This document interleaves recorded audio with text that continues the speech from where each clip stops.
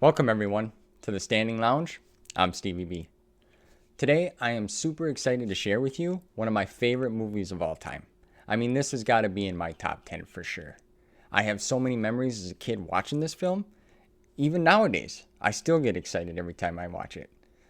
Also, I'm going to share some facts that I learned about and that I had no idea while doing some research for this. I was pretty blown away. And I'll share some stories from when I was a kid as well. This film stars Kurt Russell, Dennis Dunn, Victor Wong, James Hong, and Kim Cattrall. And I'm talking about the man, the myth, the legend here. Who? Jack Burton. Me. All right, let's talk about Big Trouble in Little China from 1986.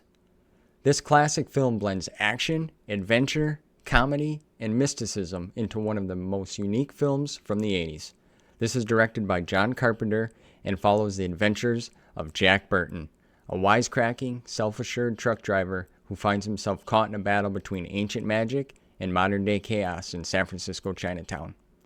The story kicks off when Jack's friend Wang Chi asks for a ride to the airport so he can be reunited with his fiancée, Miao Yin. However, she gets kidnapped by a dangerous street gang called the Lords of Death. What starts out as a simple rescue mission spirals into an epic struggle against the supernatural when they encounter Lo Pan, a centuries-old sorcerer cursed to exist as a ghost until he can marry a girl with green eyes.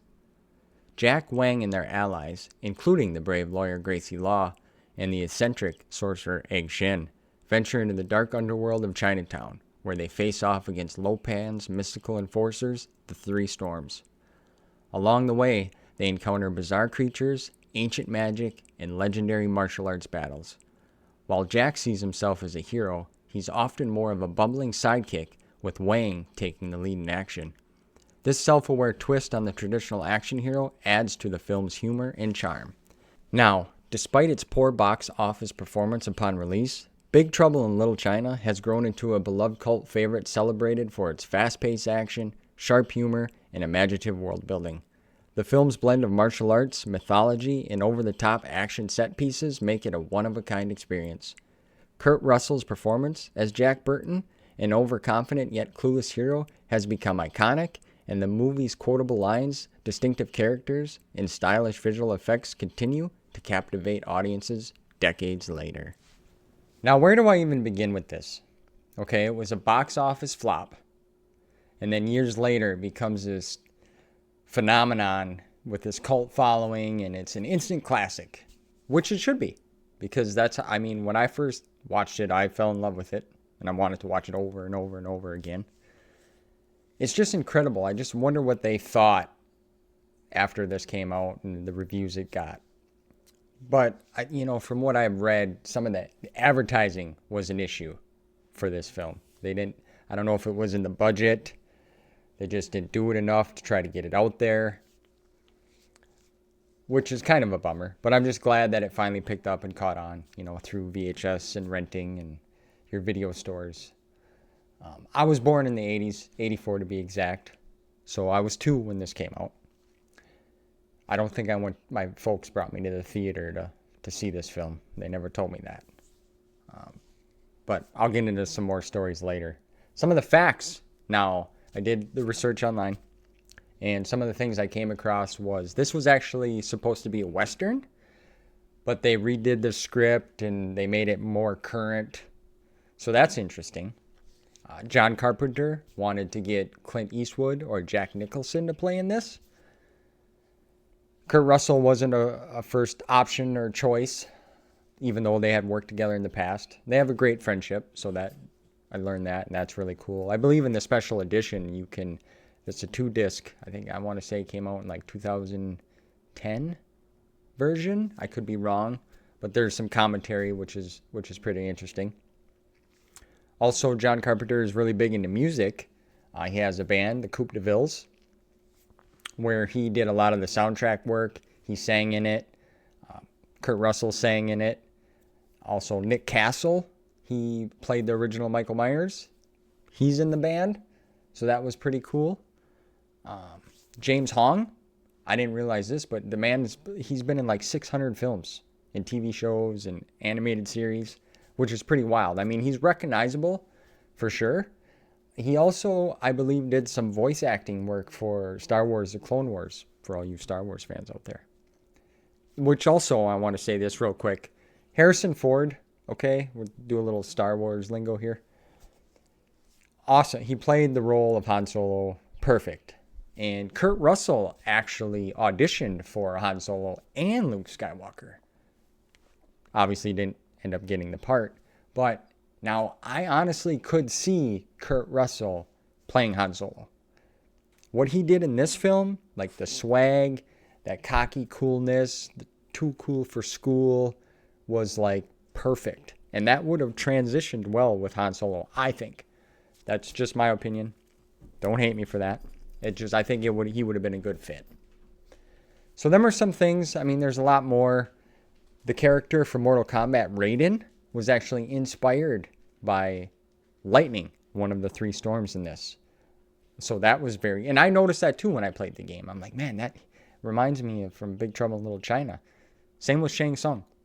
Like that character reminds me of Lo Pan, which is pretty cool. So it's cool to see how films and different projects and properties transition or draw inspiration from other things, and that's pretty wild. Another thing that I found quite interesting was that there's actually a comic book series. Yeah, there's a collection of stories. Some of them are called Old Man Jack, and John Carpenter and Eric Powell wrote these. So that was pretty interesting. I'd like to check them out. I think that would be fun, a little continuation of the story to see what happens. So that's just a little bit. There's a lot more out there. I just wanted to share some of the fun things that I found with you. Some of my stories now, if you don't mind, I'll tell you some of them as a kid. Now I can paint a picture for you. I couldn't wait for the weekend to go spend the night at my grandparents' house. Now, they lived out in the country, out in the sticks. Movies was a big thing. My aunt worked at a video store, which were huge back in the 80s and 90s. It's unfortunate they're gone now, but I mean, it's cool to have streaming services. Makes it a lot easier. But there's something special about going to a movie store on a Friday night or a weekend with your friends or a girlfriend and renting a movie or video games. Like that was special. That was maybe it's just nostalgia in me talking. I'm sure we all can relate to that. Something that we love brings us back. We got those memories.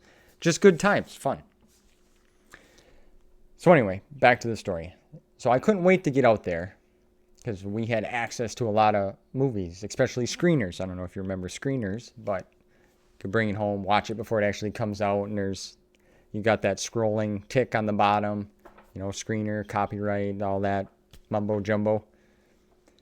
So we would watch them. I would sit on the floor. Now, if you walk into my grandparents' house, they had like a mudroom. Then it was the front door. Go into the house.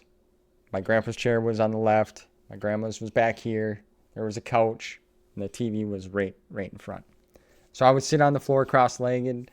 My grandma would bring me a bologna sandwich with chips and ketchup. Now I know what you're thinking. What the hell? Chips and ketchup? Try it. Great. These were plain chips. Tastes just like a French fry. And I would sit there, and when my grandpa would come in from working outside in the woods and such, we would just watch movies together and have laughs, and it was action. He loved action. He loved old westerns like Gunsmoke and The Rifleman, TV shows. So we would watch them, and I just loved what I was seeing on the screen.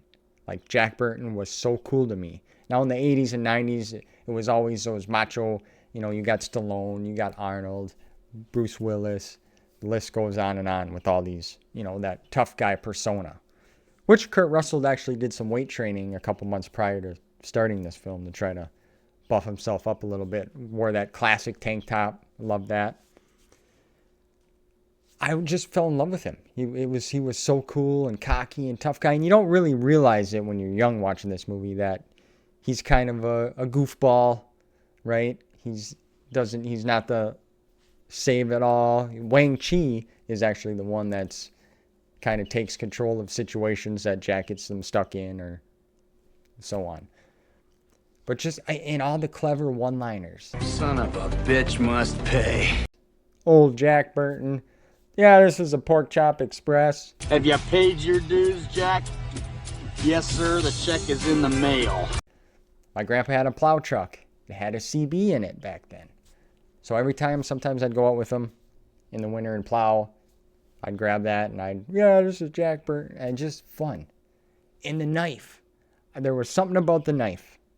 I wanted one of them. And when you're a kid, if you can remember, you go to the store, they used to have like them plastic sets. I'll see if I can find a picture or something similar and put it on here. But you come with a plastic gun, maybe a grenade, some sort of a knife, a wristwatch, something like that. And I finally got one. And I tried to put it in my shoe because I thought it was so cool how he had it strapped to his boot and he would pull it up and throw it. All the sorcery and magical stuff, the three storms, the gangs, the Wing Chun. It was just, there were so many cool elements to this movie that kept me captivated and just staring at the screen. The one thing that scared me was Lo Pan in his regular form when he's in the wheelchair. He's got that like burnt, crispy looking face with the beard and it reminded me of a horror movie that I caught a glimpse of when I was a kid with somebody coming out of a cellar. Now, I don't remember the movie name. I got into horror movies later on, which that'll be a topic for another time. So that freaked me out. But when he was in his mystical form now, he looked cool. But the whole aspect of everything happening was cool. The lights, the sound, the characters, it all fit. Like, it's a good story. Like, to me, it feels like a D&D story, but set with action, like an action hero. I don't know if that makes sense. I can just keep rambling on about this movie, honestly. I don't want to bore you. Actually, another thing that was really cool that I enjoyed was the hand sign. Represents the three harmonies. Some Chinese philosophy, part of their culture. I always thought that was so cool. I would even try to get some of my friends in school to do that. I'd be like, hey, back when you're in like middle school, you got your little cliques, we'll say, and you try to come up with a secret code or a handshake, use your imagination.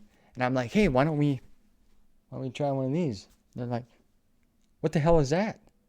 And it's like, well, I don't know. At the time, I had no idea. I just saw it in the movie, and I'm like, I want to do this. So yeah, maybe the next time you're out and about somewhere and you see one of your friends or a buddy or somebody you haven't seen in a long time, just hit them with one. Hit them with one of them. See what they do. No, they probably think you're nuts or trying to flip them off or something. So maybe don't go that far. But yeah, even to this day, I still do Jack Burton quotes. It's all in the reflexes. I love that. Especially if you kind of fumble and drop something and you catch it before it falls. I've said that for a line or two. So yeah, I appreciate you guys hanging out in the lounge with me. Listen to me ramble on about Big Trouble in Little China, one of my favorites. Drop a comment. Let me know what some of your favorite Jack Burton quotes are. Or scenes in the movies or some memories that you have. I'd love to interact with you. And remember, everyone is welcome here. We are in his debt. He showed great courage.